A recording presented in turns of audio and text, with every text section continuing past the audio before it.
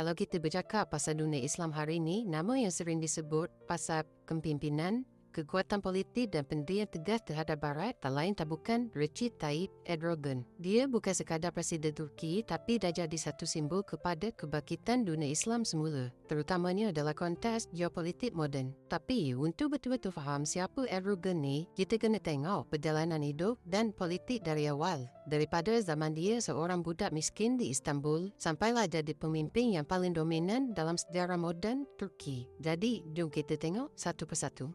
Erdogan dilahirkan pada 26 Februari 1954, tapi keluarga dia sebenarnya berasal daripada Rize, kawasan di pantai Laut Hitam. Dia membesar dalam keadaan yang agak sederhana dan bukan dari keluarga yang kaya. Sejak kecil lagi dia memang dididik dengan nilai-nilai Islam yang kuat. Pendidikan awal dia bukan dari sekolah biasa, tapi di Imam Khatib School, sekolah yang memang fokus kepada pendidikan agama Islam. Lepas tu dia sambung belajar ke Universiti Marmara dalam bidang ekonomi dan perdagangan. Menariknya, masa muda dulu dia aktif sebagai pemain bola sepak separuh profesional. Tapi dalam masa yang sama, dia juga sangat minat dalam isu-isu masyarakat dan politik. Masa dia belajar di universiti, dia dah mula join aktiviti pelajar dan gerakan Islam yang masa tu ia memang agak mencabar sebab Turki ketika itu sangat kuat dengan fahaman sekular. Erdogan mula terlibat dalam politik melalui Parti Refah, sebuah parti Islam yang dipimpin oleh tokoh terkenal iaitu Erbakan. Dalam parti itu,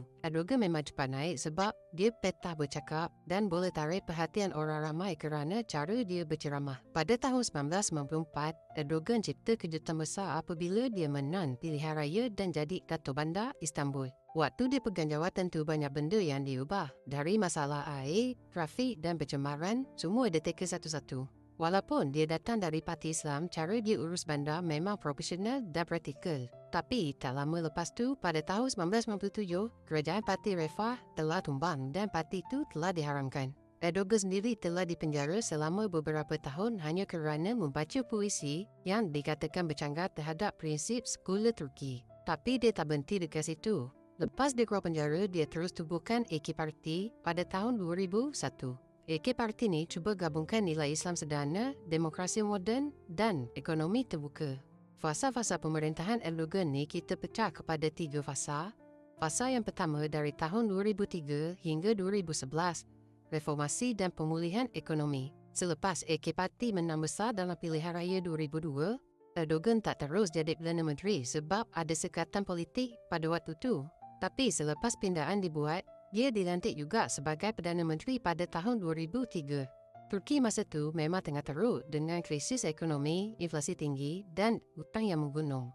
Tapi Erdogan berjaya bawa perubahan besar. Dia buka semula ekonomi Turki kepada pelabur asing, bekerjasama dengan IMF dan hasilnya ekonomi Turki pulih dengan cepat. GDP negara Turki naik, inflasi makin turun dan sektor pembinaan berkembang dengan pesat. Dia juga buat reformasi dalam sistem pendidikan, kesihatan dan infrastruktur. Dalam tempoh ni, dunia luar tengok Erdogan ni sebagai reformis Islam yang moden dan progresif. Fasa yang kedua pemerintahan Erdogan dari 2011 hingga 2016, dia bawa perubahan arah dan kuasa lebih desentralisasi. Pada tahun 2011, AK Parti menang lagi besar dalam pilihan raya. Tapi dalam tempoh ni, gaya kepimpinan Erdogan mula berubah. Erdogan mula menunjukkan sisi-sisi lebih tegas dan authoritarian. Erdogan cadang nak tukar sistem pemerintahan Turki dari sistem berparlimen kepada sistem presiden eksekutif. Katanya untuk mudahkan pentadbiran dan elakkan ketidakstabilan. Waktu ni juga berlakunya protes Gezi Park pada tahun 2013. Asalnya untuk bantah projek pembinaan. Tapi jadi makin besar sebab rakyat mula rasa Erdogan ni makin authoritarian. Polis guna kekerasan dan dunia mula persoalkan komitmen Erdogan terhadap hak asasi manusia. Dalam masa yang sama, perang saudara di Syria mula meletus. Erdogan menolak menyokong Bashar al-Assad, sebaliknya Erdogan menyokong pembangkang. Turki telah ambil jutaan pelarian di Syria dan ini memberi tekanan kepada ekonomi dan sosial dalam negara. Pada tahun 2014, Erdogan menang sebagai presiden. Kali pertama Presiden Turki dipilih oleh rakyat secara langsung. Walaupun Presiden pada waktu itu tak banyak kuasa rasmi, Erdogan tetap jadi orang paling berkuasa. Erdogan telah meletak Ahmet sebagai Perdana Menteri. Tapi semua keputusan besar datang daripada Erdogan. Fasa yang ketiga pemerintahan Erdogan dari tahun 2016 hingga kini. Pada 15 Julai 2016 berlakulah cubaan rampasan kuasa oleh sebahagian tentera Turki. Pemberontak mula menguasai TV, jabatan dan lapangan terbang. Tapi Erdogan menggunakan media sosial. Dia mengajak rakyat turun ke jalanan dan rakyat sambut seruan dia keluar melawan tentera. Kudeta ini telah gagal dan lebih 250 orang telah terkorban. Selepas cubaan kudeta ini gagal, Erdogan telah melancarkan pembersihan besar-besaran. Lebih 100,000 pejabat awam telah diberhentikan, ramai ditangkap dan media ditutup. Erdogan telah mendakwa Gulen sebagai dalang utama cubaan rampasan kuasa. Pada tahun 2017, Erdogan menang dalam referendum perlembagaan. Secara rasmi, sistem parlimen dimasukkan dan beralih kepada sistem presiden eksekutif. Presiden kini ada kuasa penuh untuk melantik menteri, ketua hakim dan bubar parlimen. Pilihan raya 2018 dan 2023, Erdogan tetap menang walaupun ekonomi negara tengah goyah.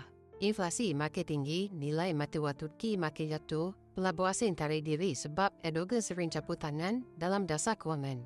Tapi Erdogan tetap kukuhkan imej sebagai pemimpin Islam. Contohnya tukar Hagia Sophia menjadi masjid semula pada tahun 2020 dan semangat neo-Ottomanism iaitu kebangkitan semula Empayar Uthmaniyah mula dijadikan naratif dalam Turki moden. Erdogan ubah wajah dasar luar Turki. Dia nak jadikan Turki sebagai kuasa besar serantau. Aktif campur tangan di Syria, Libya dan menyokong Azerbaijan dalam konflik Nagorno-Karabakh. Erdogan juga aktif dalam membantu Palestin, kritik terhadap Israel dan menjadi suara kuat dalam dunia Islam. Dalam negeri, dia cuba gabungkan Islam dalam sistem negara yang sekular. Tudung dibenarkan dalam institusi awam, sekolah agama diperkukuhkan dan suara Islam lebih menonjol dalam kehidupan harian rakyat. Tapi dalam masa yang sama, kebebasan media dan kehakiman makin terancam. Ramai wartawan telah ditangkap, pihak pembangkang ditekan dan ada yang kata Turki telah menjadi negara demokrasi authoritarian. Recep Tayyip Erdogan ini bukan sekadar seorang presiden. Dia adalah simbol transformasi besar dalam sejarah Turki moden. Dari negara sekular ke arah identiti Islam lebih terselah. Dari reformis ekonomi berubah ke arah pimpinan yang tegas dan kontroversi. Ada yang kagum, ada yang kritik, tapi nama Erdogan terus terpahat dalam sejarah moden dunia Islam. Itu saja dari saya kali ini. Kalau ada kisah sejarah yang buatkan korang tertanya-tanya, jangan malu-malu, komen je kat bawah. Kalau anda rasa kisah ini menarik, jangan lupa like, follow dan share dan Merdeka Channel untuk video akan datang. Terima kasih.